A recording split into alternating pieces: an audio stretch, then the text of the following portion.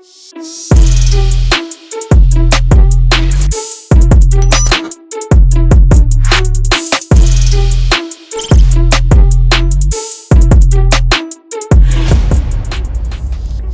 right, welcome to Flippin' Rich, Pete. Today we're going to talk to you about, we're going to talk about flipping houses and taking an actual, something we have under contract and taking it all the way to closing, right? You mean it's not like see deal, do deal? No, not see deal. Yeah, it's definitely not see deal, do deal. But I tell you, what I love about this is the money that you can make on a flip. But let me tell you, the mistakes can be huge. And there's just some things that you can't avoid when you're working on a flip. So let's walk through an actual deal, okay? We'll give some different examples. So, okay, from the inception of when you're getting it under contract, right? So we've got it under contract.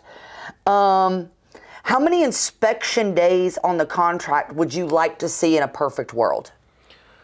Well, look, the bottom line is this. We know that the longer you have a chance to close a deal, the better of a chance you're going to close the deal. I mean, that's just reality. Having said that, it's all about the gray areas in real estate, right? Because if you take it too far, then it's going to be harder to get that deal under contract. And, the seller. So I always say in the perfect case scenario, if you can get somewhere between like 2 weeks to maybe 4 weeks, that should be enough for you to do what needs to be done. But most importantly, this is the thing, this is where I lost it all when I got started a couple decades ago.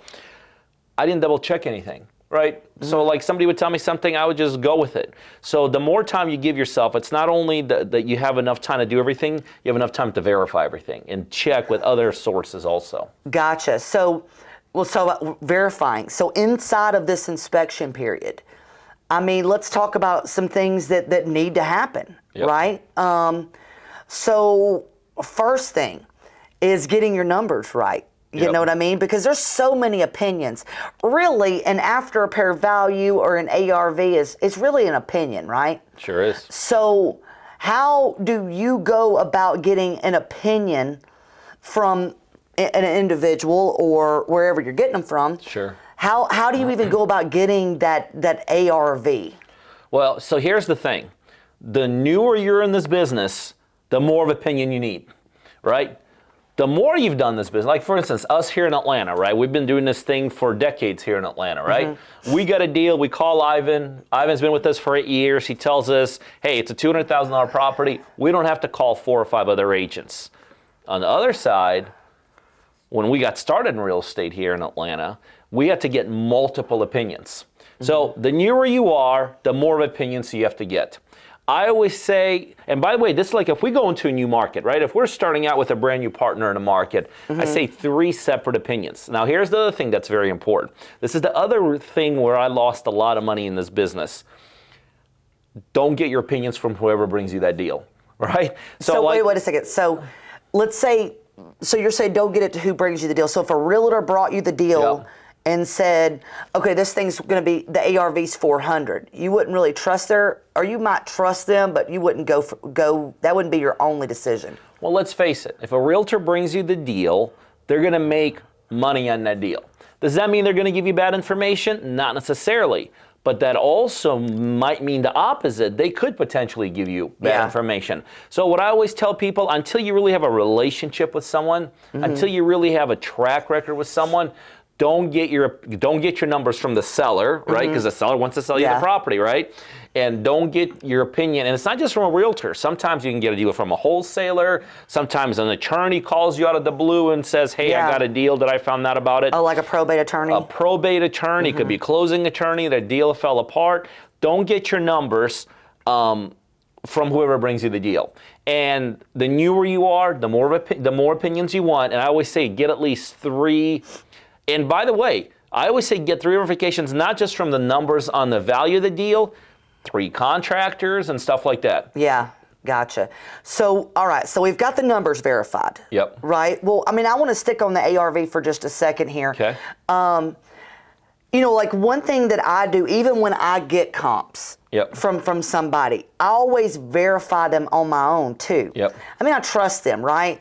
So if I'm getting comps, I want to make sure that the comparables are the same bedrooms and bathrooms, similar square footage, at least within a couple hundred square foot. You want the same type of house. So like a stucco house doesn't comp with a brick house. A brick house doesn't comp with a hardy plank siding or a vinyl siding home. Ideally, I want same number of beds and baths if possible, similar square footage, same property type, even acreage. I mean, you could be on a half an acre and 10 acres. There's a huge difference there.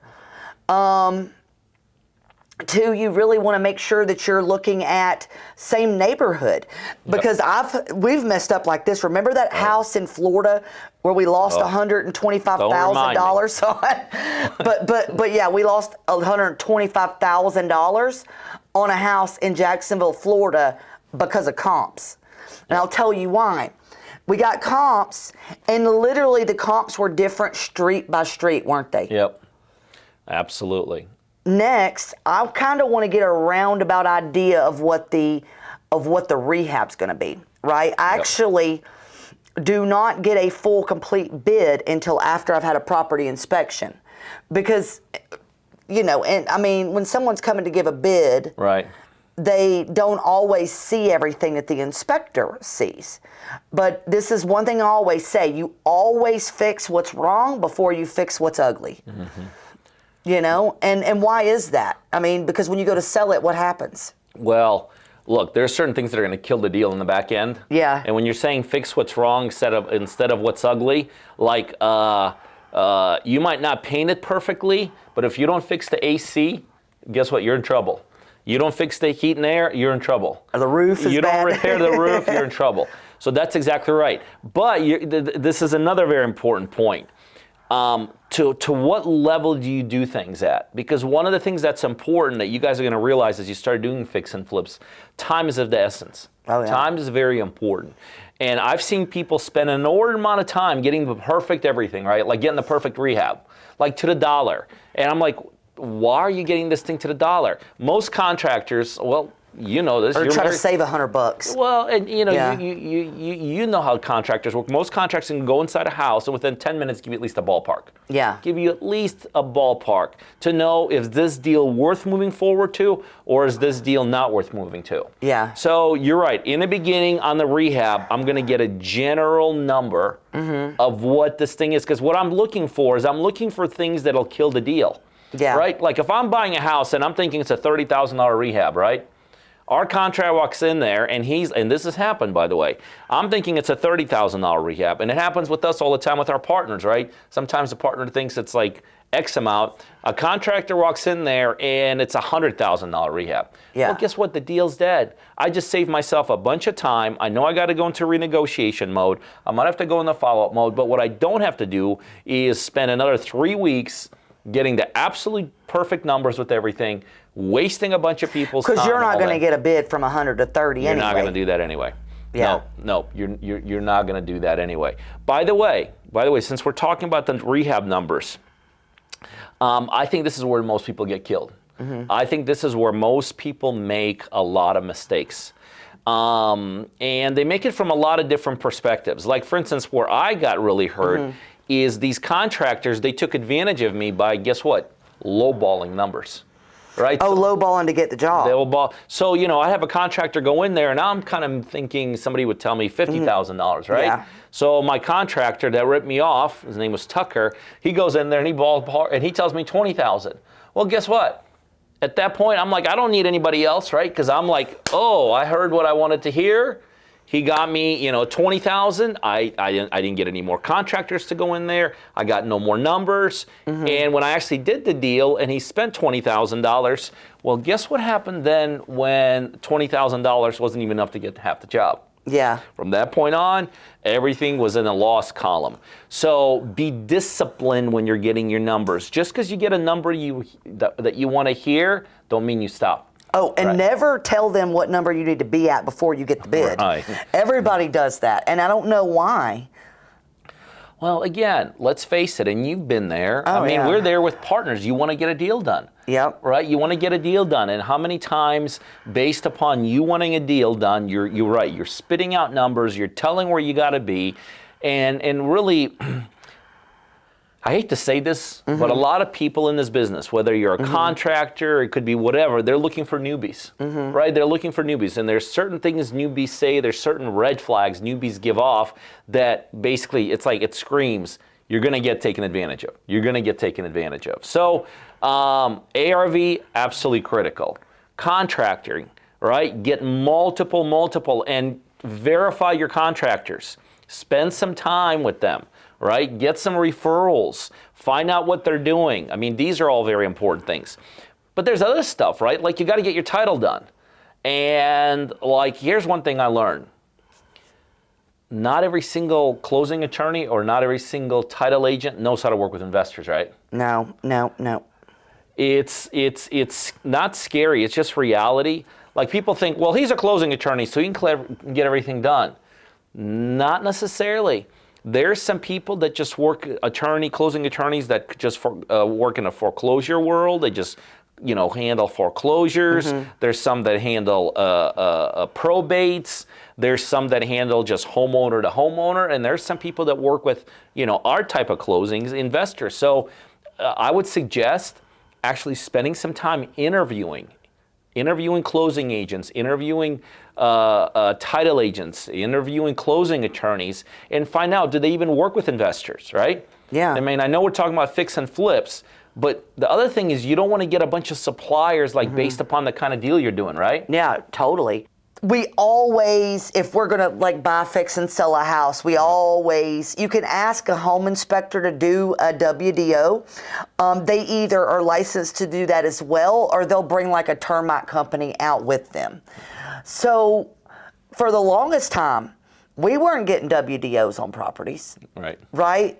We relied on just the actual home inspector to say whether or not something had termites or not. So we were doing a deal in Florida. Okay, quit laughing. And I laugh so I don't cry. and we didn't think there were any termites. Well, there was a 2-story house. So we start ripping up the floors upstairs, right? Because it had dogs and cats in there. So we were going to replace the subfloors.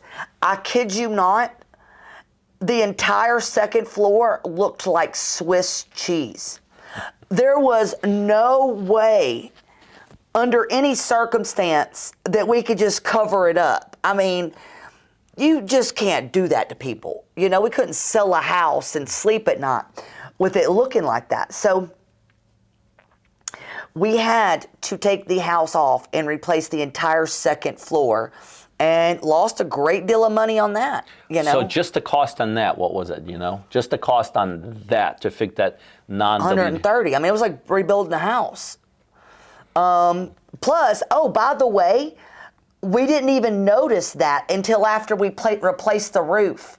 So we put a new roof on and had to take the new roof off that we just put on because we had to replace the whole entire second floor. And there was no termite damage actually from the ground up on the first floor. I know it's crazy. So the inspectors, none of us saw any termites on that. So from now on, that's why we always pay a professional to give you a WDO. It could be termites, it could be black ants, it could be ambrosia beetles, it could be all sorts of things. So these are just some of the inspections that we get done when we're flipping a house.